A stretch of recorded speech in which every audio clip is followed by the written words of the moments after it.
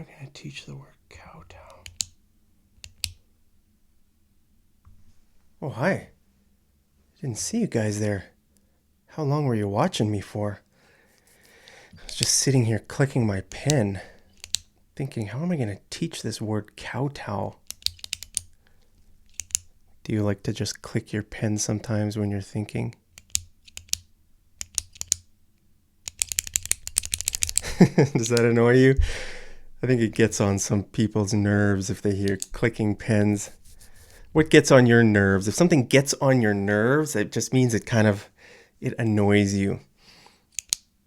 I'll stop getting on your nerves. So, guys, here's a word, kowtow, that we're going to learn today. Have you ever heard this word? It's an interesting word. It's a very common word that you hear in politics and on the news. Like if you read BBC News or any English news, you will see this word. Okay, especially when we're talking about current events, stuff that's happening in the world, especially politics. You'll hear this word a lot. It almost looks like a Chinese word, doesn't it? Kowtow. Well, you know why? Because it is Chinese. It is a Chinese word. It's an English word that we stole from Chinese. So it was the Chinese word first. Now it's an English word. So what does it mean? If you could guess what it means, what would your guess be just by looking at the word cow? Well, it has nothing to do with cows. Moo. That kind of cow is spelled with a C. Kowtow. There's really no way you can guess, so I'm just going to tell you, okay?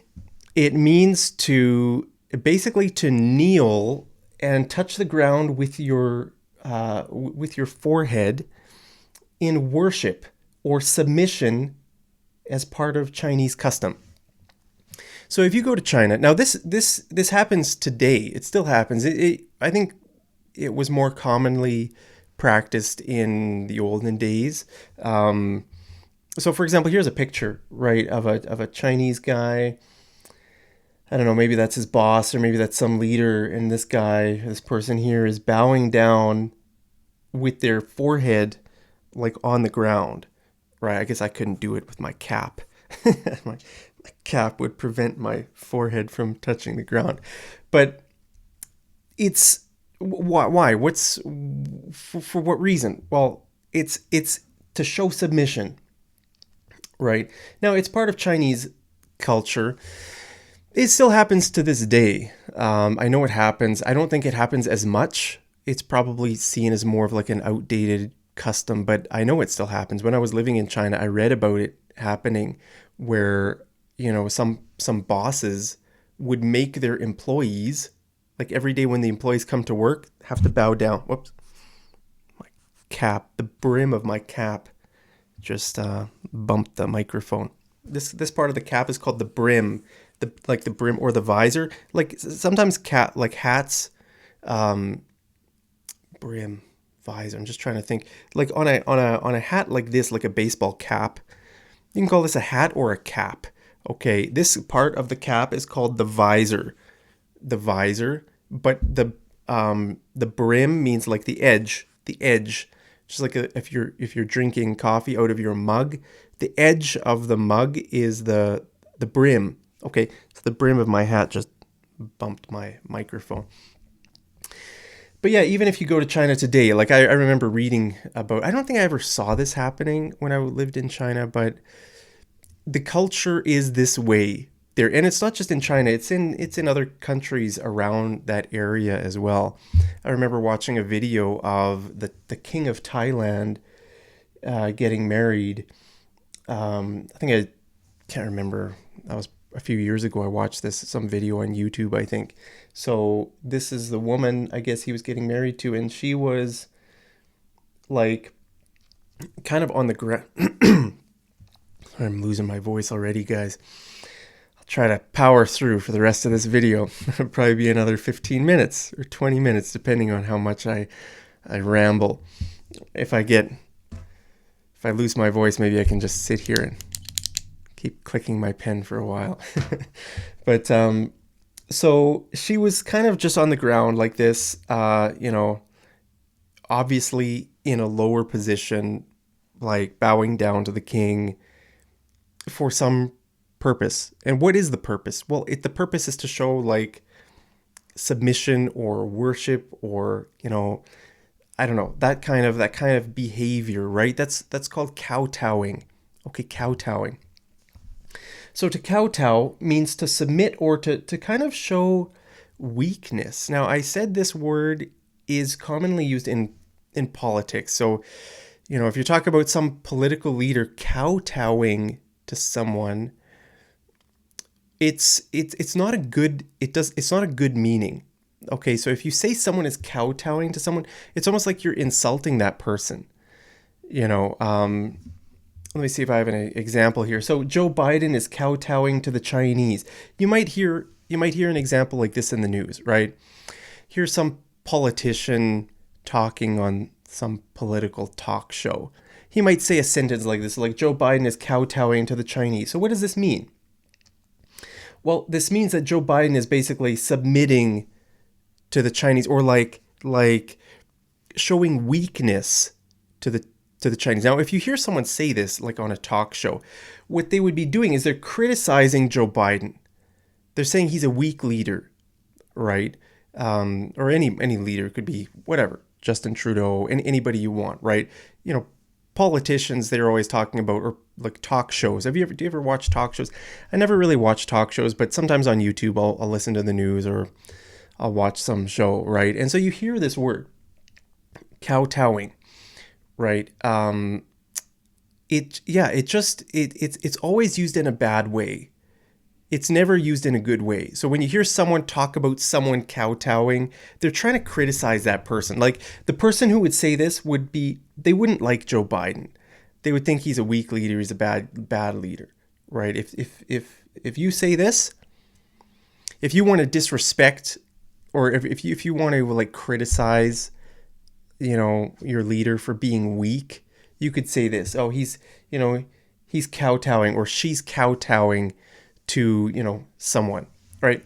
Now, there's another informal way to say this that you might have heard of before, and that's suck up to suck up to someone, right? That's like a phrasal verb, a very informal.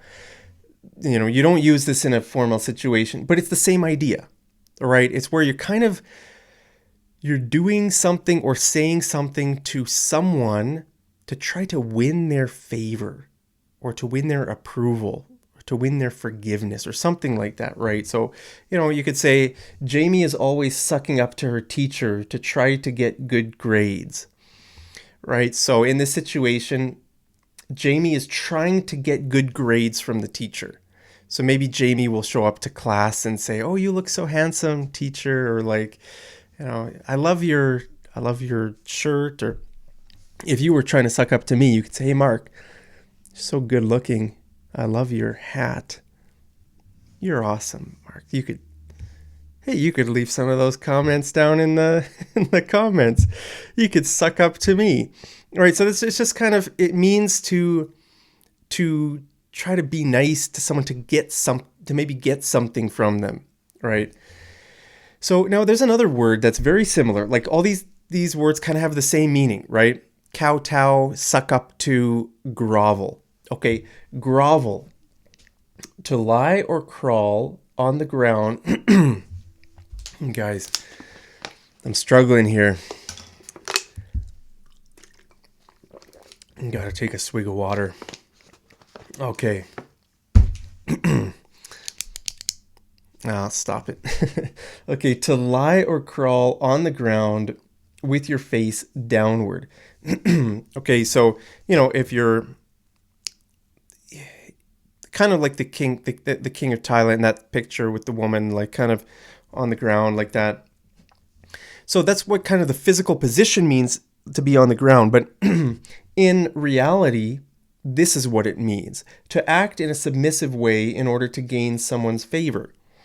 Okay, so if we talk about Joe Biden groveling to, let's say, the Chinese, we're not talking about him being on the ground. There's very little chance he'd actually get down on his knees and his hands and knees and his forehead. No, he probably wouldn't do that, right? But when we say that, if we were to say that, it would mean this: to act in a submissive way in order to gain, I don't know, in order to gain their favor or their approval or something like that. I remember when I was back in college, I was in a class called Korea, China, Japan. That was the name of the class. It was a business class.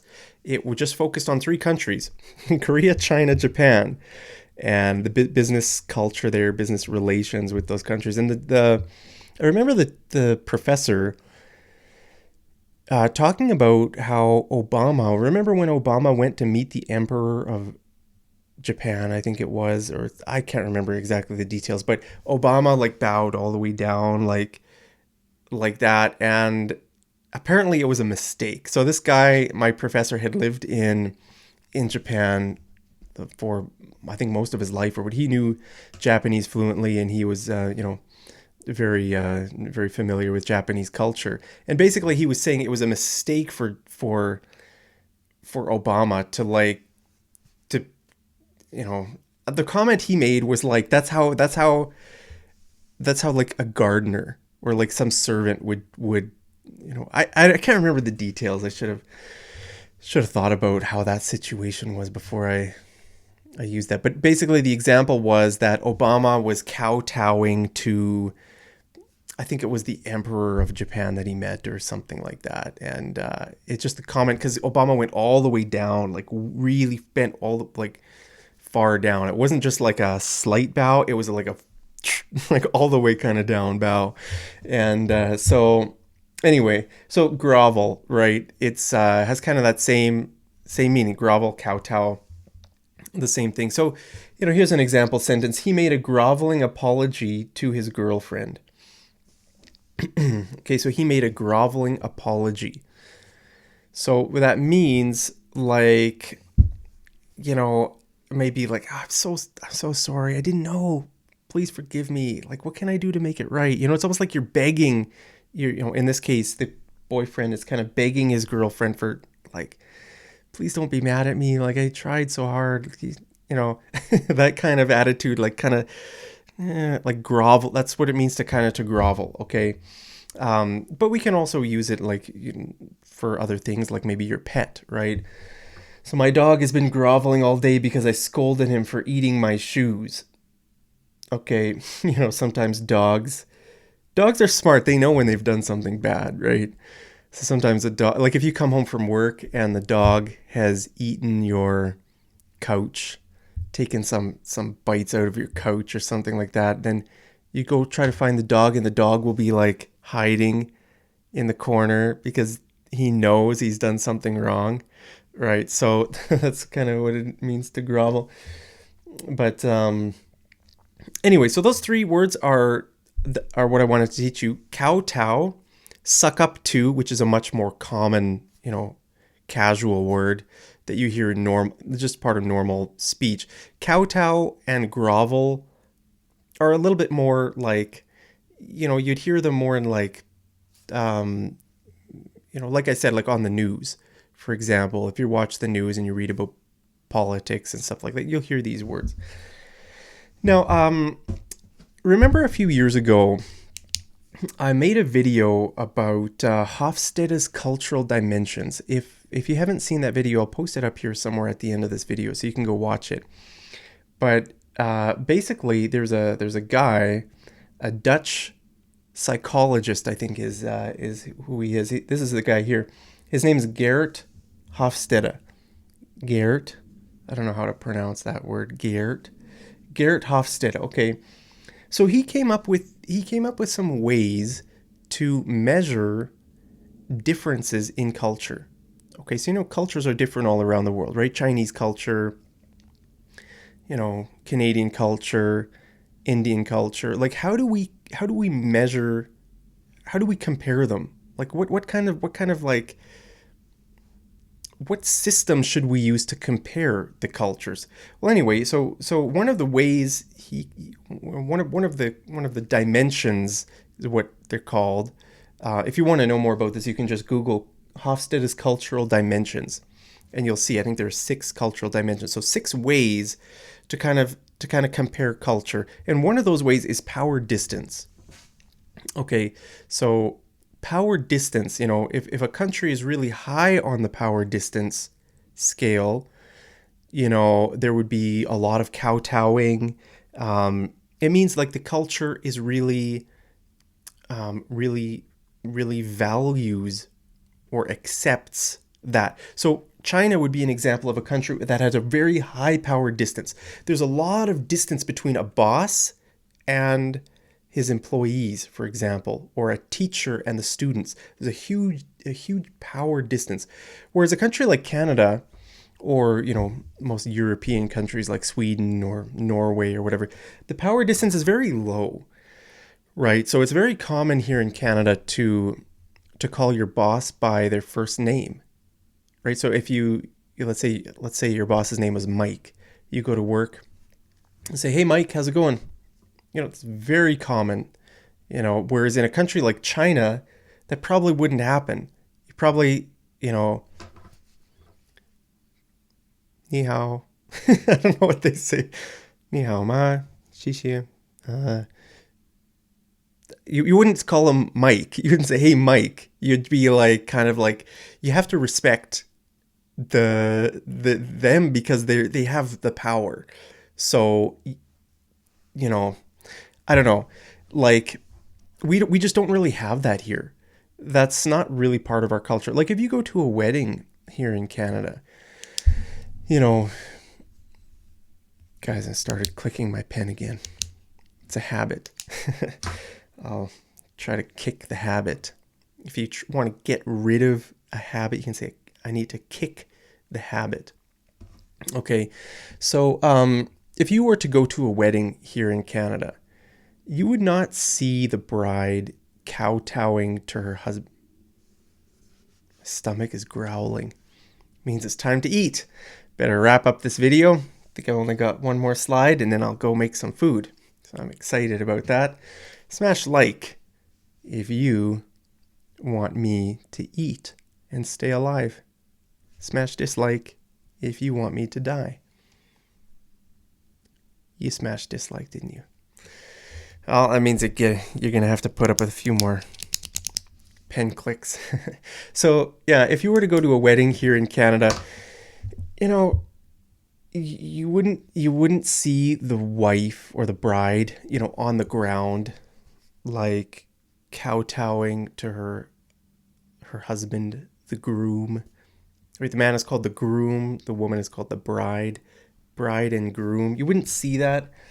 So, there's different cultural values, right? So let me know, does your culture value this?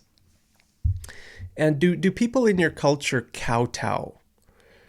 Like, let me know what your cultural values are around this. Is this seen as a good thing in your culture, or would it be seen as a bad thing? Respect is obviously a really good thing. Like, in every country, I think respect is seen as a great thing. It's just people show their respect in different ways, right? But I don't know, Canada probably wouldn't be known as the most respectful culture. Or the US. It's probably more on the arrogant culture side, where there's no reverence. Reverence is like kind of almost like fear, or like a holy fear, right? Where you're not really afraid of the person, but you're just trying to show them some deep respect, right? So, I mean, let me know, what is that? How is this seen in your culture? Is it, is it a good thing? Is it done? Is it like what would you call your boss? Would you call your boss by their first name, or would you say like sir or Mr., Mrs.? I don't know, like, just, I have no idea in your country. So let me know down in the comments. I'd be interested to learn about your culture, especially in how it relates to kowtowing. So there's your word, guys. Like I said, you'll hear it for sure if you watch some of these political talk shows or whatever, or even just in normal English speech, Oh, that guy's kowtowing to that person. He's such a loser. Remember, it's almost always in a negative way. But it's kind of an interesting because this is probably seen as a good thing in China, right? Kowtowing is probably a good thing maybe there or in some other cultures. But here it's seen as like it's just seen as like a weak thing or a, if like I said, if you want to kind of insult someone, if you want to call someone weak, you can say he just kowtows to everyone. He kowtows to everyone. That means he's always kind of like, you know, he doesn't stand up for himself, right? The opposite of kowtowing would be to like stand up for yourself, to like kind of like to defend yourself, to not show weakness, right? But anyway, there's your lesson for today. I'm going to go make some supper here. Have a great day wherever you are. Let me know your country, your culture, all of that jazz down there in the comments. All of that jazz just means everything. Everything. Jazz. All that jazz. Yeah, jazz sometimes it means everything. So let me know all that jazz down in the comments. Hope you guys are having a great day. Stay safe. Stay happy. I love you so much. And as always, I'll see you over in the next episode of Mad English TV. Take care.